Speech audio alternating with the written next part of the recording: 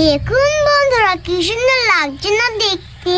তো কেমন লাগলো আমার চিংড়ি মাছের রেসিপি অবশ্যই কমেন্ট করে জানাবে। তো আজকের মতো আসছি, সবাই ভালো থাকবেন, সুস্থ থাকবেন। আল্লাহ হাফেজ, টাটা।